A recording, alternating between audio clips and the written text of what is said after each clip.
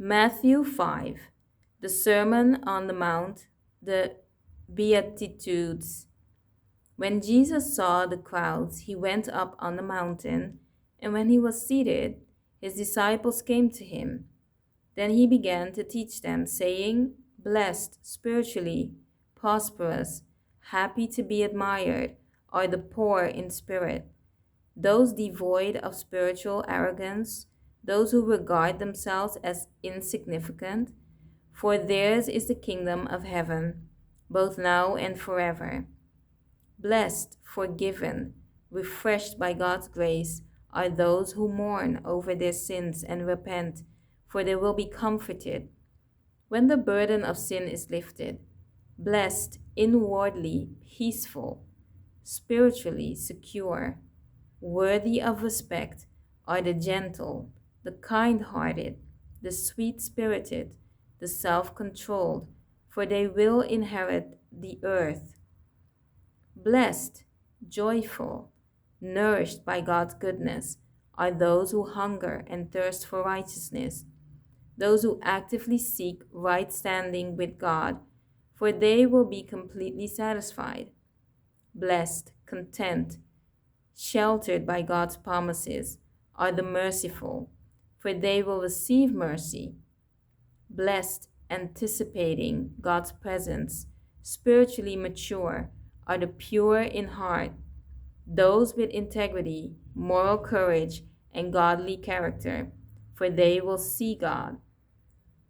Blessed, spiritually calm, with life, joy in God's favor, are the makers and maintainers of peace, for they will express His character and be called the sons of God.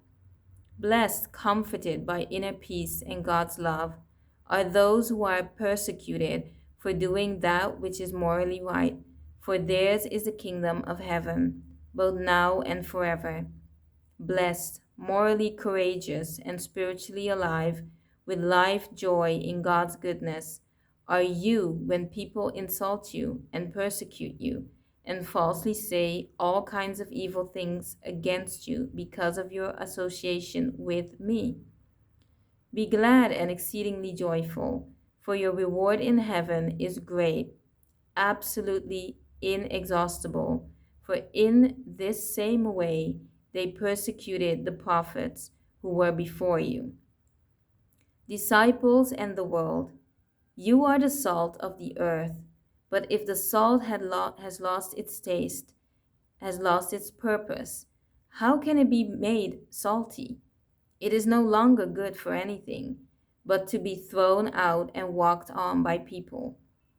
When the walkways are wet and slippery, you are the light of Christ to the world.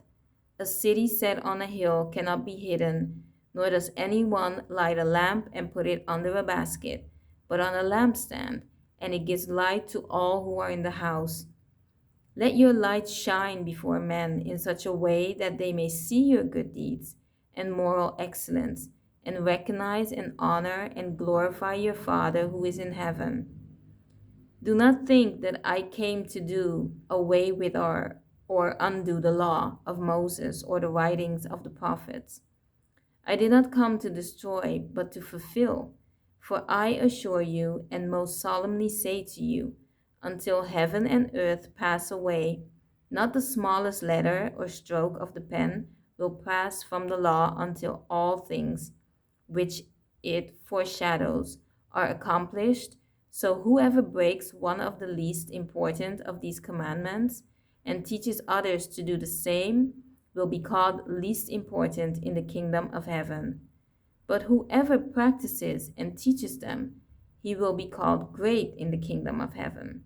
For I say to you that unless your righteousness, uprightness, moral essence is more than that of the scribes and Pharisees, you will never enter the kingdom of heaven.